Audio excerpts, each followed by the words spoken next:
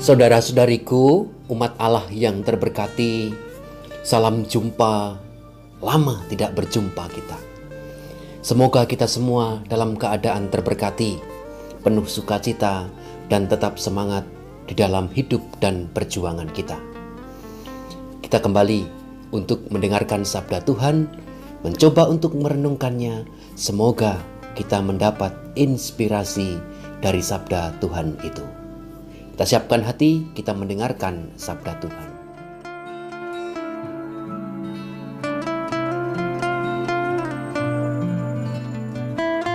Saudara-saudariku yang dikasihi Tuhan, hari ini Jumat 19 November 2021. Kita akan mendengarkan Injil suci menurut Lukas bab 19 ayat 45 sampai dengan 48. Pada waktu itu Yesus tiba di Yerusalem dan masuk ke bait Allah. Maka mulailah ia mengusir semua pedagang di situ. Ia berkata, "Ada tertulis, rumahku adalah rumah doa, tetapi kalian menjadikan sarang penyamun." Tiap-tiap hari Yesus mengajar di bait Allah. Para imam kepala dan ahli Taurat serta orang-orang terkemuka bangsa Israel berusaha membinasakan Yesus. Tetapi mereka tidak tahu bagaimana harus melakukannya, sebab seluruh rakyat terpikat kepadanya dan ingin mendengarkan dia. Demikianlah sabda Tuhan. Terpujilah Kristus.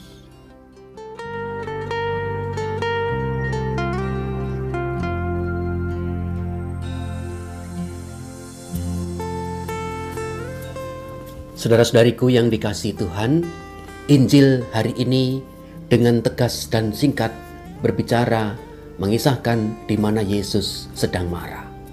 Yesus marah kepada orang-orang yang berjualan di bait Allah, mencari keuntungan sendiri dan menjadikan bait Allah tempat yang tidak semestinya. Mereka mencari keuntungan, bahkan di situ ada transaksi yang mengaburkan fungsi dari bait Allah. Yesus dengan tegas dan menunjukkan sikapnya dengan marah, mengobrak-abrik, menunggang-langgangkan mereka, menjungkir balikkan benda-benda atau hewan-hewan yang justru mengaburkan fungsi bait Allah. Kita juga meyakini saudara-saudari bahwa bait Allah adalah diri kita. Kita tentu sudah juga dari kecil sudah berproses untuk menjadikan diri kita ini terbaik. Terbaik secara rohani, spiritual, ataupun juga secara psikologi, secara pikiran, semakin matang, semakin dewasa, dan kita terus berproses seturut dengan proses pertumbuhan diri, proses pemikiran. Tahap demi tahap kita berjuang untuk menjadi yang terbaik. Tapi kita harus jujur bahwa sampai detik ini pun, sampai usia kita saat ini pun, mungkin kita juga masih ada kekurangan.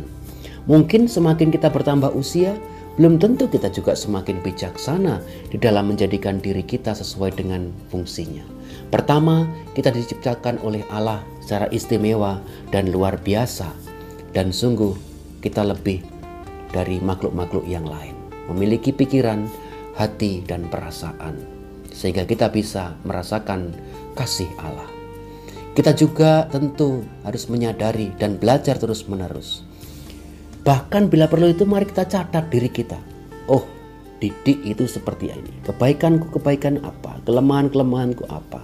Sehingga bulan depan, tahun depan menjadi lebih baik. Kelemahan-kelemahan sudah semakin hilang. Karena apa? Kita berani mengobrak-abrik diri kita yang mungkin munafik. Kita berani menjungkirkan diri kita sendiri, bukan menjungkirkan orang lain. Dengan kita mencatat, melihat, mengevaluasi, merefleksikan, kita juga berani untuk sungguh-sungguh bersih-bersih diri kita.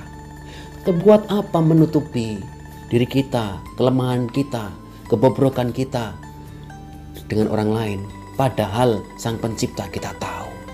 Buat apa kita munafik di depan orang, kita tampaknya baik dengan kata-kata kita, tapi di belakang orang itu kita ngomongin, kita menjelek-jelekan, nggak ada gunanya. So what gitu loh, nggak ada gunanya saudara-saudariku.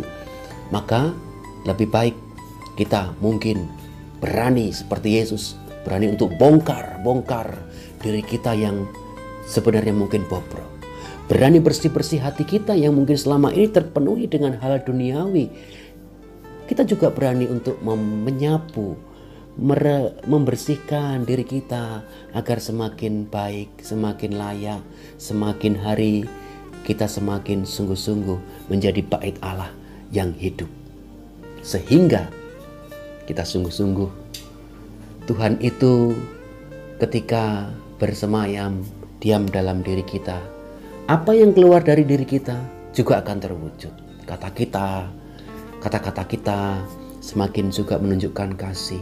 Sikap dan tindakan kita tulus dan ikhlas untuk sungguh-sungguh membawa semua orang juga mengenal Allah. Dengan tutur kata, tindakan kita, sikap kita, pemberian diri kita, waktu dan tenaga kita. Kalau kita tidak menyadari dan kita tidak berani membongkar diri kita, kebusukan, kemunafikan, kesombongan, keangkuhan, keserakahan, iri hati kita gak ada gunanya. Sampai saatnya kita sendiri akan mengalami, kita harus dibongkar oleh Tuhan. Mari berjuang, Tuhan memberkati kita semua. Amin.